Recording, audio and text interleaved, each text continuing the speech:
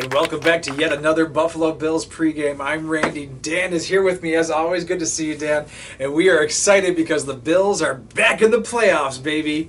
The number 2 seed. The Bills go into wild card weekend, which is still takes some getting used to that we're not getting the bye with the second seed. But the second seed, we do get to face Denver this year. With the Bills having such high expectations, with Denver squeaking their way in to the playoffs, does this feel like a bit of a trap game to you? No, I don't. I think with Sean Payton is a great coach, and Bo Nix has looked really good this year. He's a really good rookie quarterback. So I don't think the Bills are going to treat this like it's not like a serious game or anything. They haven't done that in the past, when they were a 2 seed playing a 7 seed. So I'm not too worried about that. I think the Bills they're not going to play down to Denver, I don't think. I think that's a fantastic point, that they don't seem like they're overly cocky this season, so that in the past they haven't overlooked these types of games. So, past performance may not guarantee future results, but it certainly give you an indication as what their attitude might be. There were other teams that were very likely candidates for us to face for this week. Miami and Cincinnati were both teams that we could have played in addition to Denver if things had gone different ways. And we put it out to you, our watchers, viewers, out on the YouTube world. Who would you rather face? Holy Moly 93 said that they wanted to face Cincy given the opportunity. Stephen Heistep said anyone but Miami, and I think that's my choice because with the division opponent, even though we beat them twice this year, you never know how things are going to go with a team that knows you that well. And Noah Narwell 5300 said anyone but the Bengals. So I guess that person got what they wanted in a way. But I noticed you didn't weigh in on the poll online, Dan. So it's a fate complete now. But going back a little bit, given the choice of Denver, Miami, or Cincinnati, who would you like to have faced, or who's the last one you'd like to have faced, maybe? Given how hot Cincinnati was, all the games that they won in a row to even have a shot to make the playoffs at the end, they were getting really hot. The offense was looking great. Burrow was looking really good. So I would say that it's probably best we didn't play Cincinnati. But, at the same time, like you mentioned, it's hard to beat a division rival 3 times. Hard to beat any team 3 times. So I guess maybe Denver is the ideal scenario. Miami doesn't play, we all know they don't play great in the cold, so that might have worked out well. But given how everything fell, I think the Broncos are the best matchup for the Bills. Oh, the weather in Miami is a good point. I love watching the Miami players be really miserable in the cold. And that is one spot that we maybe don't have an advantage with Denver being the team coming into town. But still, rookie quarterback in their first playoff appearance, you got to like the way that things are setting up for the Bills. The Bills' offense has been very successful all year long.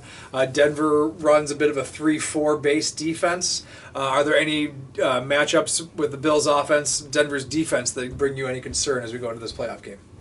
The way that the Bills' offense has been playing, minus the New England game, we just won't. We'll just pretend that never happened. The way that Josh has been playing, and James Cook's been running the ball really well.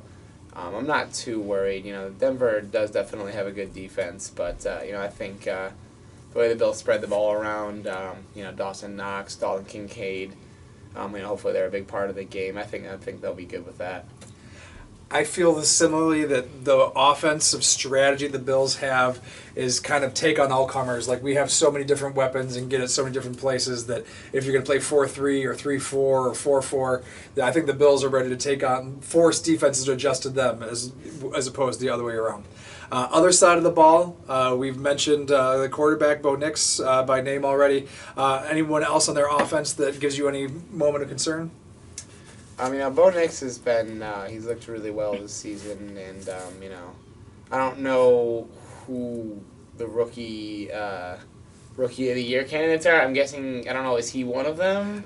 A successful quarterback in the position is almost guaranteed to win it. I think, they have a decent run game as well.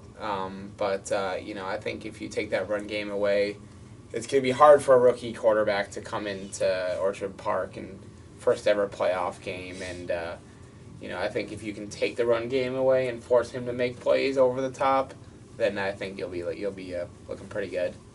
With Sean Payton as the head coach, draft pick by the team, the comparisons between Drew Brees and Bo Nix are flying already. Do you see Bo Nix as a future elite quarterback the way Drew Brees was? Or is he benefiting just from that comparison? Or is the fact that he was drafted in the mid-rounds because his team wasn't terrible to begin with goes a long way? He wasn't a top pick, so that the team around him did have some weapons for him to inherit. Yeah, I think that definitely helps, coming into a good, a decent situation at least. With a great coach always is going to help. I think that definitely helped Josh Allen when he was drafted to Buffalo, coming with McDermott. So I think that definitely helps, not to take away from anything that he's accomplished this year. But, you'll see sometimes with a quarterback who has a great rookie season, sometimes they have that sophomore slump. I think we're seeing that kind of in C.J. Stroud. So we'll see. He's definitely off to a hot start. Drew Brees comparison, I guess maybe. I guess I can see it. I bet given the opportunity, he would probably take Drew Brees' career, given the chance. We did face Denver last year, mid-season, during the regular season on a Monday night, and lost. What do you see being different this time around? Well, the Bills at that time in the season last year were not a great football team. I think they were. I don't know if that was the beginning of their losing streak or if that was in the middle of their losing streak, but I think that was the game that caused Ken Dorsey to be fired. So I think that was the Bills were in the midst of an ugly part of their season. So I don't think that team represents who the Bills are right now. I think the Bills are really firing on all cylinders on both sides of the ball. I mean, we've watched this team closely, and it seems like they're playing with as much confidence and fun and camaraderie that they ever have. So it's been fun to watch. It's been an enjoyable season to watch. So even if things go terribly, terribly wrong, I personally have had a great time enjoying the 2024 season. That being said, do you have any picks for this game? Yeah, I'm gonna go with the Bills. I know I went with Detroit actually. I think for that game, which I was wrong about. I think I'm going to take the Bills with this one. Score prediction, I'll go with 26-17 Bills. Oh, man, all right. I said Bills as well, but my prediction was very close to yours. So, I'm going to say we'll score a few more points. We'll call it Bills 30-20.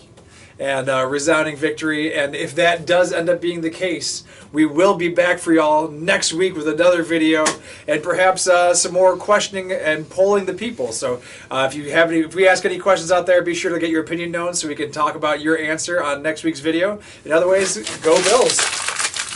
Woo! See, don't need 2 hours for that.